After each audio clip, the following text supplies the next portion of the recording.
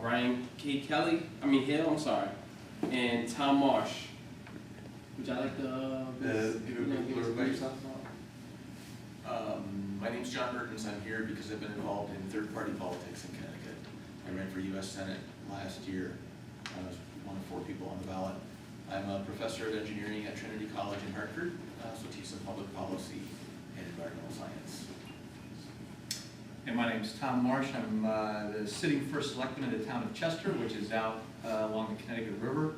Last year I entered the gubernatorial race as a Republican candidate, and in about March of last year met with John Mertens here and a couple of other members of the Independent Party of Connecticut, and liked what they stood for and their commitment to some ideals that I shared, and switched parties and became the Independent Party for Connecticut for governor.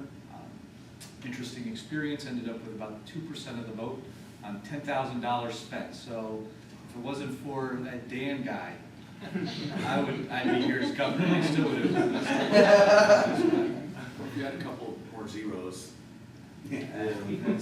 Well, mine was 20 cost 50 cents a vote. Theirs were $20 a vote. So. Brian Hill, involved in politics here in Connecticut as well. I ran for the United States Senate along with John Mertens as an unaffiliated candidate.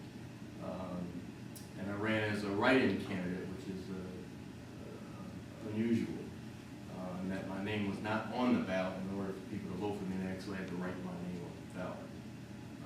I am an attorney by profession. I own my own law firm in downtown Hartford, BKH and Associates, downtown Hartford on Pearl Street. Former JAG officer, 12 years in the military.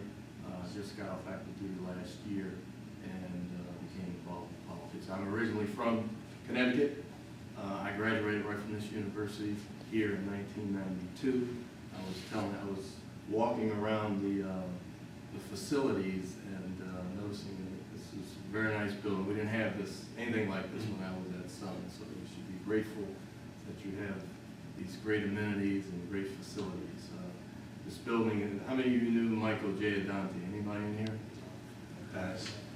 Okay, Michael J. Adante was president of this university when I attended here. When I left here in 1992, I served on the board of trustees of this university for several years, and Michael J. Adante was a friend of mine. So I'm glad he would be very proud of this building that you have here. So I must be getting old because I'm going to universities and I'm friends with people that the building named. But I'm happy to be here.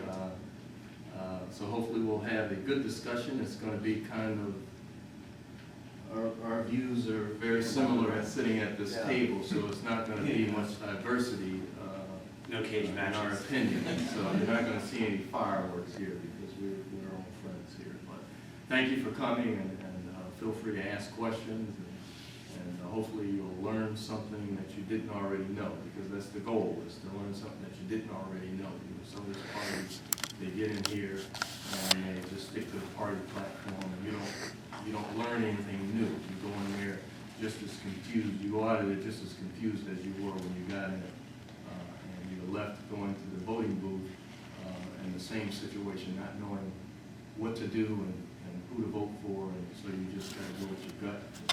Sometimes your gut misleads you. So again, we're happy to be here. Thank you for inviting us. As President Bush said, he's a go player.